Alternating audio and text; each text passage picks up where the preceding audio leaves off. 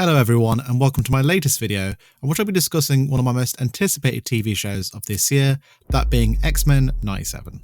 So the show picks off pretty much where the last season left off. After the loss of Charles Xavier, the X-Men are dealing with that, but also now dealing with new threats, that being humans and other kind of elements as well.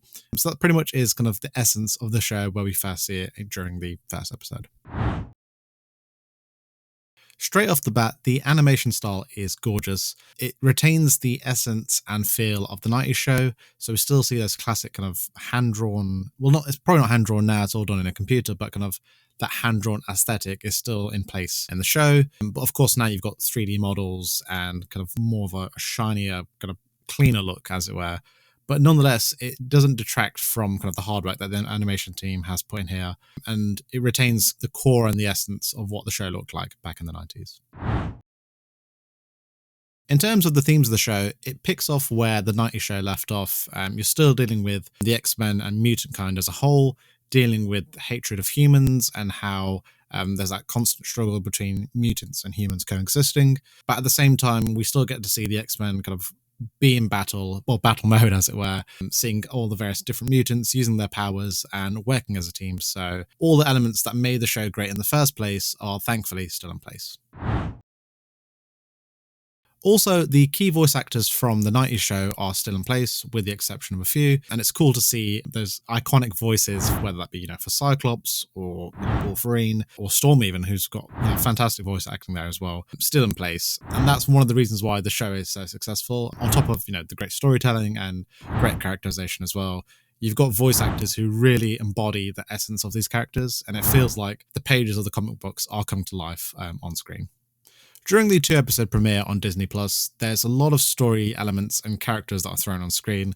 So if you haven't seen any of the previous seasons, you're definitely going to be wondering what's going on. So I'll probably recommend you watch all of the previous seasons, and then by the time you get to these episodes, you'll be up to date with, what's going on with the wider story, as it were.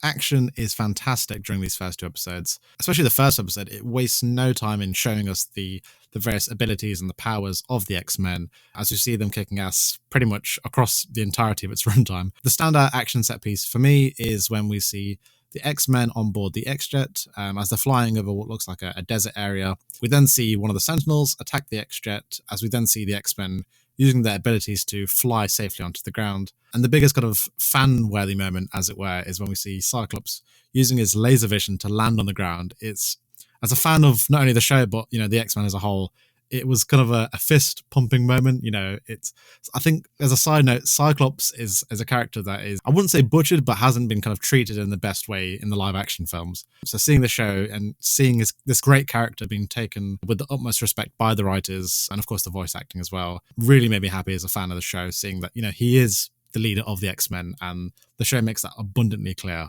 just in case you weren't aware from, previous seasons and that kind of thing. One thing that I wish the teaser trailer didn't show is how we see Magneto in the X-Mansion reading the last will of Charles Xavier, and in that it says that he transfers all control of the X-Mansion and kind of this state as a whole to Magneto. I just wish the trailer didn't show that. It's still kind of cool to see that in the episode itself, but I just wish it's a big reveal, the idea that Magneto is now the leader of the X-Men. So it's kind of a minor complaint. I think that's kind of the way of the world now in terms of trailers, where they have to show some big epic reveal either at the start of the trailer or normally at the end of the trailer to kind of get fans excited for the show. I feel like complaining about it is it's one thing, but it's like I said, the age that we live in now, it's inevitable that they'll reveal some key spoilerish elements of the show. So like I said, it's a minor complaint, but nonetheless, it's still cool to see Magneto now being front and center of the X-Men and kind of telling them essentially what to do.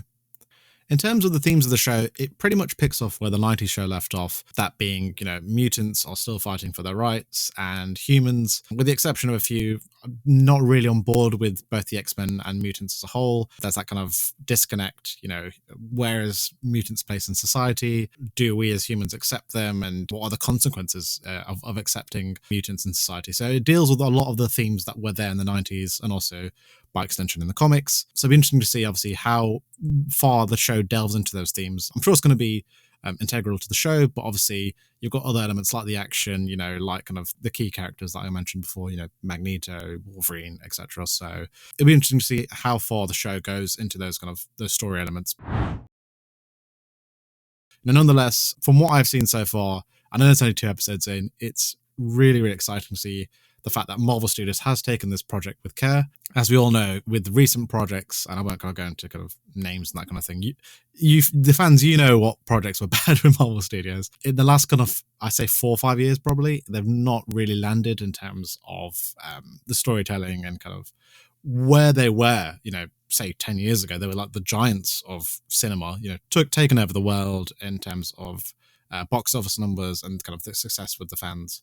But it'll be interesting to see, hopefully, that, Disney and Marvel Studios stick the landing in terms of the storytelling and the characters. The last thing you want is, a corporate checklist of agendas, wokeness, whatever you want to call it, being thrust into the show just for the sake of ticking off a corporate, agenda checklist. That's the last thing we want as fans. So far, we've seen none of that. And I'm not against the idea of, diversity and, pushing forward brand new ideas in 2024. But at the same time, the story and the characters are the main thing. And that's kind of what we want to see. So far, it's been really, really good. I'm impressed with the show. Like I said, the animation style is fantastic across the board. The voice acting is stellar, as it was back in the 90s. And just keen to see where the show goes. I know they're planning a few more seasons, so I suspect wherever this season goes, in the end, it won't be the last of the story. They've got plenty more stories lined up, so it'd be interesting to see what they do going forward. But so far so good in terms of what I've seen with X-Men 97, and kind of really, really excited to see where this kind of story goes going forward. So I'll now hand it over to you, as I want to find out your thoughts on X-Men 97.